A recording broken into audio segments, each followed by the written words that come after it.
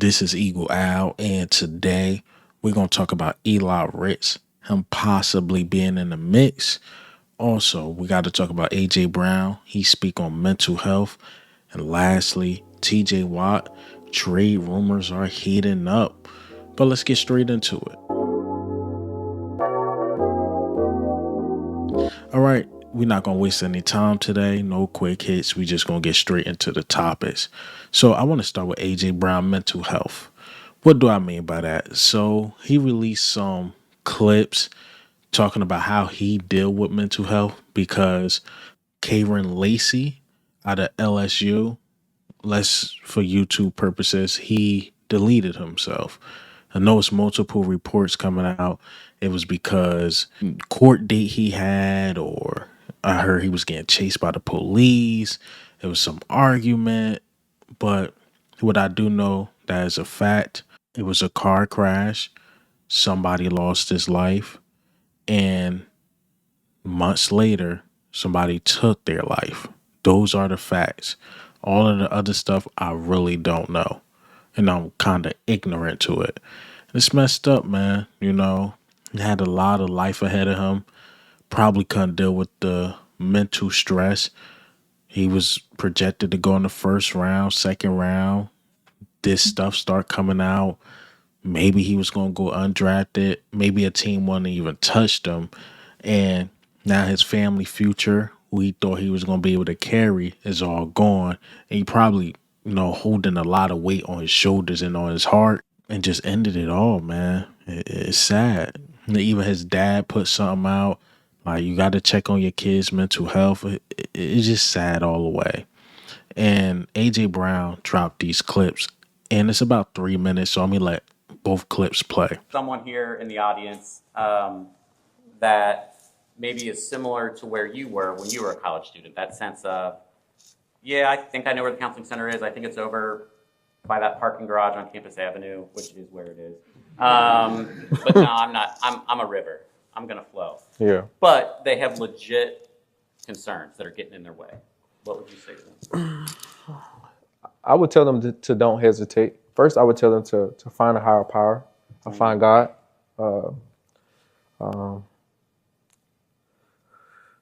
Because God is ultimately going to tell you what to say to me.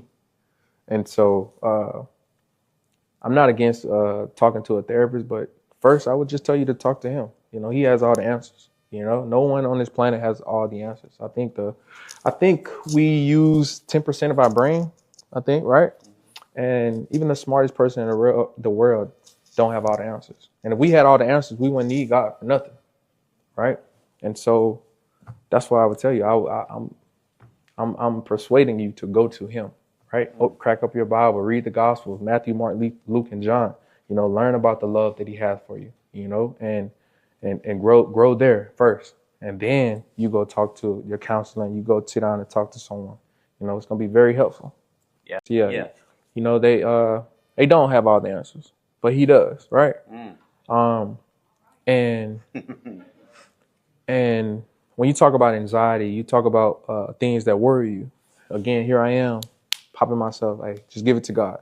Give it to God. It's third down. No, it's fourth down on the field. I gotta go in motion. He's about to throw me the ball. The coaches told me they're about to throw me the ball. I'm running on the field, and I get a little anxiety. I'm like, everybody is making a lot of noise, and and then I just take a breath and I just do what you do. Whatever you do, it's gonna be okay. God is gonna be pleased. Yeah. Right. Whatever happens is gonna happen. And I relax and I take a deep breath and I go in motion and I set the DB up and I run down the sideline. Jalen throws a perfect ball as a touchdown. Right. Right. But it works everywhere. And it's many times where I'm at work and I don't like what's on the call sheet this week. Right. They're not trying to give me the ball this week. Right. And am I getting in my head by myself? Yes. Because obviously they're going to try to give me the ball, but it's not the way I want it, right? And so that's when I revert back to God and I sit down and I say a quick little prayer. God, teach me to remain humble in this situation. Everything will work itself out, right? And then we get to the game and I go for $150 and what was I worried for? right? But it happens. It happens. I'm human. And sometimes we overthink. I'm an overthinker. Me, I think of every situation before it even happens for no reason. And it don't never happen that way. That's the craziest thing about it. It never happens that way. And so just sit down and just say a little quick prayer. I talk to God all day. I pray. I just prayed before I came here. Just give me that confidence. Come here and speak. Open up hearts and pray. AJ Brown's one of the few that is open to this type of stuff. He talks about it and just a leader, man. And AJ Brown just stay mentally strong, man. But let's get into some rumors. Let's talk a little football. All right, so let's talk about TJ Watt. TJ Watt is favorite to come to the Philadelphia Eagles. He's on the last year of his deal. His cap hit is like $30 million. I doubt Steelers want to take that cap hit, so they probably looking to move on for him or send an extension. I know a couple weeks ago, he put on his story like a peace sign or whatever, and everybody was indicating like, oh, he must want out or the Steelers are done with him. I hope the Steelers not. He's a game changer. He's a game wrecker. He's the one that made their defense, scary coming off that edge. And they probably don't want to pay that Myles Garrett money. He's probably asking for Myles Garrett money or more. And I can see why the Eagles are favorite to get him, because Eagles, we wouldn't mind spending that bag on a defensive end. But according to Howie, he's not looking to do that. He's looking to sign guys and give them opportunities. Now, TJ Watt, he's good. We're not looking to sign a big name guy right now. But I would say this. I wouldn't put it past Howie, because Howie also said if there's a guy on the market, he's going to see what they want, and he's always going to test the market. So I wouldn't be surprised if Howie tested just to see what they want, put his name out there. But I don't know if Howie pulled a trigger. That's why he let certain guys go, because he know. You got Reed Blankenship coming up. Do we decide to keep him after this following year? Jalen Carter. You already paying A.J. Brown, Jalen Hurts, Saquon Barkley, Devontae Smith. Hell, we about to let go Dallas Goedert because we need to save money. So, do we bring in a T.J. Watt? The thing with T.J. Watt is the same thing I would say with Myles Garrett. This dude wreck games, and he just completely changes your defense. Just imagine, just him and Jalen Carter. I don't have to mention nobody else. A TJ Watt and a Jalen Carter is extremely dangerous, because who you decide to double team? Who do you decide to double team? Somebody's going to be one-on-one. And then Nolan Smith. Like, come on. It's going to be a lot of one-on-ones, and it's going to be easy, easy, easy money. Easy money. So, TJ Watt, I would like it, but it seemed unrealistic. Again, I will like it, but it seemed unrealistic.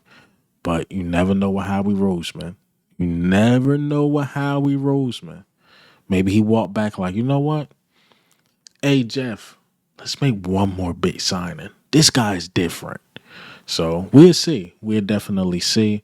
But let's get into the last topic. Let's talk about Eli Ricks. It's been a minute since I talked about my guy, Eli Ricks. But Ruben Frank mentioned them because we know Isaiah Rodgers. He went to the Vikings. Big play Slay goes to the Steelers. And, that cornerback position is up in the air. A lot of people like, let's just rock with Keely Ringo. I'm kind of on that side. But then when I see like, oh, we visited Trey Amos and the Harringtons and stuff like that out of Kentucky, I'm like, man, if the Eagles want to use a first round pick and Trey Amos fall, I take them. I take them. But Eli Ricks' name is starting to come up a little more. How he should be in the midst to, actually get the starting position and also like compete as that backup guy, because how Isaiah Rodgers came in a lot. He even played about 30+% of the snaps. And Eli Ricks got good tape. Honestly, he really got good tape. If you go back a year ago, seen him on Tyreek Hill, see him play on the outside. He struggled on the inside a little bit, but Eli Ricks, I think pairing with Vic Fangio, you could get him right. I just don't see how he could start with the Philadelphia Eagles because the Eagles, they're going to get somebody else more than likely. It's maybe Eli Ricks is just, he's falling victim to a good room. I would say that. Eli Ricks right now is just falling victim to a good room. Now, do he deserve a shot? Sure, I think everybody deserves a shot. But is it realistic that he can start? I don't know because he did beat out Keely Ringo for more playing time at one point, but can he do it again? I don't know.